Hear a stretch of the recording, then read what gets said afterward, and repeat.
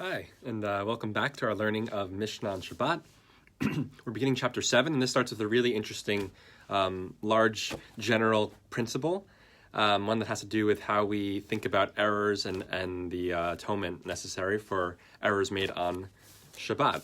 And here's the general principle.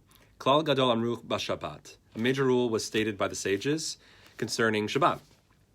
Kol hashocheach ikar Shabbat v'asa malachot harbe b'Shabbatot harbe eno chayav ela chatat echat. So anyone who forgot the essence of Shabbat, the ikar Shabbat, the entire concept, meaning of Shabbat, what it is, and performed many labors on many different Shabbats, is liable for one sin offering. So the sin offering is aligned with what the sin is, which is the one sin happened, the entire not understanding or forgetting of the entire principle of Shabbat, that's an idea of the Torah, and that there's different malachot, everything was forgotten and not understood. And therefore, one sin offering. Hayodei ikar Shabbat v'asa malachot harbe b'Shabbatot harbe chayav al kol Shabbat v'Shabbat. One who knew the essence of Shabbat and performed many labors on many Sabbaths is liable for every Sabbath. So this is a person that probably forgot based on the calendar that it was Shabbat. So presumably you go through a whole week, and if you messed up and you didn't realize Shabbat was the day, you should know by the next Shabbat.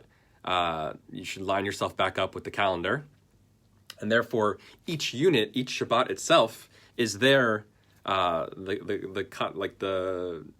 what they're sinning in. The entire day itself, because they have lost track of when Shabbat is, and that is each sin. So it's not one sin for all of the Shabbats, it's one sin for each Shabbat. Now that we're dealing with that person who forgot the day of Shabbat itself, even though they understand the concept, unlike the person before who didn't even understand the concept, and then it's one sin offering for all of the Shabbats. Okay, now the next one. Hayodea shehu Shabbat, ve'asa malachot harbe v'Shabbatot harbe, chayav al kol av malacha u'malacha. One who knew that it is the Sabbath, so it is Shabbat that day, and performed many labors on many Sabbaths, is liable for every primary category of labor, every av malacha. There's 39 malachot, 39 creative labors that are prohibited on Shabbat. Each category has many subcategories, toldot, a tolda of the av malacha.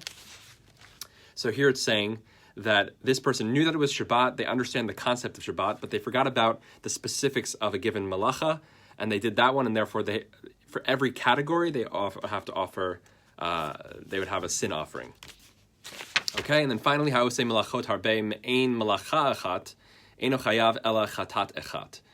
One who knew that it was Shabbat and performed many labors of one category of labor is liable for but one sin offering. So that's a continuation of this idea. So if you did the av malacha and different tolda malachot of relating to that one, it's still one category and one sin offering. So that's similar to our last line.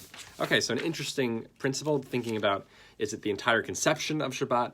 Is it Shabbat is actually happening, the day of Shabbat that we're forgetting, or is it a specific, one specific malacha, and then therefore the sin offering corresponds to that category, even if there's multiple actions that took place that were violations of that category.